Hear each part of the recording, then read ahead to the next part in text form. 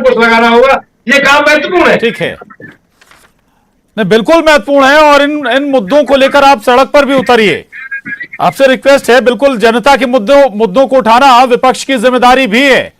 मैं जाऊंगा महामंडलेश्वर जी के पास। शैलेश आनंद जी, क्या आप कथाओं को या फिर धार्मिक आयोजनों को, पुराणों को भी, इन आयोजनों को भी बंधन में बांधा जाएगा क्या? देखिए, मर्यादित सबको रहना होगा। हमारा सनातन मर्यादा की बात करता है। सनातन ही मर्यादा की परिभाषा है, चाहे वो जीवन शैली हो, चाहे किसी भी प्रकार का अपने जीवन का उद्देश्य हो।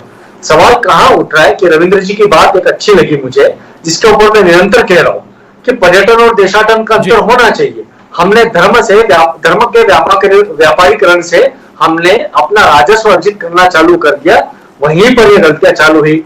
हमने कथाओं के माध्यम से धनार्जन चालू कर दिया, उससे हमारी दिक्कतें चालू हो गई। तो हमारा धन कोई उत्पाद नहीं है, ये जीवन शैली सिखाने वाला है। तो इसके अंदर चाहे कथाकार हो, चाहे राजनेता हो, इनको इस धर्म का यह दुरुपयोग बंद करना होगा। यह हम सभी संत लोगों का उनसे पूरी ताकत के साथ में निवेदन भी है और आदेश भी है। क्योंकि दिक्कत कहां आ रही है कि आप लोग अपने मुद्दों के ऊपर तो लड़ नहीं पा रहे, जीवन को उच्चतम बनाने के लिए, नागरिकता को श्रेष्ठ बनाने के लिए तो लड़ नहीं पा रहे। आप धर्म का आश्रय तो लेते हैं, किंतु धर्म का दुरुपयोग करते हैं। आप धर्म के नाम के ऊपर सत्ताएं मनाते हैं, हम धर्म के नाम पर आय को बढ़ाते हैं, राजस्व को बढ़ाते हैं, और वही राजस्व कई अन्य जगहों पर उपयोग में आता है, जो कि राजनीतिक उद्देश्यों के लिए उपयोग में आता है। इससे हमारा राष्ट्र विकसित नहीं होना है। शिक्षा, रोजगार, स्वास्थ्य बड़े मुद्दे हैं, ये भी हमारे सनातन के अधीन है। इसलिए तो हम सनातन राष्ट्र की बहुत व्यापक परिभाषा लेकर के बात करते हैं। हम उसके अंदर ये नहीं बोलते कि कोई अन्य धर्म, हिंदू, मुस्लिम, सिख, ईसाई, जो भी अन्य धर्म है, उनके साथ कोई अन्याय हो जाएगा। उनके साथ अन्याय नहीं होगा। सनातन एकमात्र धर्म एक ऐसा है जिसके अंदर प्रत्येक सवालों के जवाब है, प्रत्येक समस्याओं के समाधान है। तो हम उस विषय पे बात कर रहे हैं। जी ठीक बात है। सतीश कुमार जी, मैं फिर आऊंगा आपके पास। क्या अब कहीं ये चिंता तो नहीं आरजेडी जेडीयू की? हूं कि पिछले 2 दशकों से विशेष तौर पर राजनीतिक असहिष्णुता चल रही है, सामाजिक असहिष्णुता चल रही है, और यहां तक कि धार्मिक असहिष्णुता चल रही है।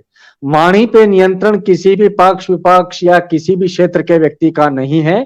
यह हमारे राष्ट्र में आचार संहिता को बड़ा सख्ती से लागू करवाने की आवश्यकता है। आपने मुझसे पूछा कि किसी भी संत को, तो देखिए, एक कथाकार हैं वो, और निरंतर उनके देव के बारे में व्याख्याएं करते हैं।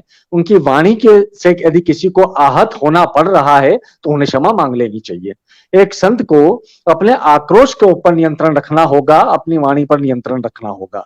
जहां तक सवाल उठता है कि उनके ऊपर तेज प्रताप जी ने जो बोला, तो मुझे समझ में नहीं बैठता है कि हम एक पक्ष निकाल करके हमने उसके ऊपर डिस्कशन किया है, उन्होंने दूसरा पक्ष ये भी रखा है कि यदि उन्होंने हिंदू, मुस्लिम, सिख, ईसाई के भाईचारे की बात कही तो हम स्वागत करेंगे।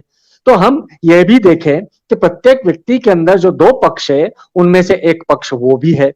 हमें यह देखना है कि यदि उनका विरोध हो रहा है धीरेन्द्र का, तो उसका प्रमुख कारण है सनातन राष्ट्र की मांग का, जो कि हम संत लोग निरंतर करते चले आ रहे हैं। अनेक अनेक वाणियों से, अनेक अनेक तरीकों से, उनमें से कई तरीकों से मैं भी सहमत नहीं हूं, आप भी कई तरीकों से सहमत नहीं होंगे, किंतु अंततः विषय वस्तु जहां जा रही है वो ये जा रही है कि एक और व्यक्तित्व जो प्रखर माध्यम से, जिसके पास में जनाधार है, जिसके फॉलोअर्स हैं, वो उनके समक्ष में सनातन धर्म की बात कर रहा है। इसलिए उनका विरोध होना। स्वामी जी, एक सेकंड, आपने बोला कि हम हिंदू राष्ट्र की मांग कर रहे हैं, हिंदू राष्ट्र की आप मांग करिए, लेकिन मुसलमानों के लिए जो बोलना, जो परशुराम जयंती पर उन्होंने क्षत्रियों के लिए बोला, जो और चीजों के लिए बोला, तो वो क्या महंतों को मैं बताता हूँ, बोलना शोभा देता है? जी नहीं, मैं आपको बताता हूं। मुझे नहीं मालूम उन्होंने किसके बारे में क्या बोला। निरंतर अभी परशुराम जयंती, शंकराचार्य जयंती, इनके कार्यक्रम हमारे चल रहे हैं पिछले 1 माह से, तो मुझे यह नहीं मालूम है कि उन्होंने किसके बारे में क्या बोला। किंतु मैं ये जानता हूं कि यदि क्षत्रियों का, जो क्षत्रिय राजा जो थे, कुछ उनका जो मर्दन हुआ था, वो मर्दन के पीछे अलग कथा है, उस देश काल परिस्थिति की कथा है। उसके लिए क्षत्रियों को कभी भी, संपूर्ण क्षत्रिय प्रजाति को दोष दे देना उचित बिल्कुल भी नहीं है, क्योंकि परशुराम जी की स्वयं की माता क्षत्रिय थी।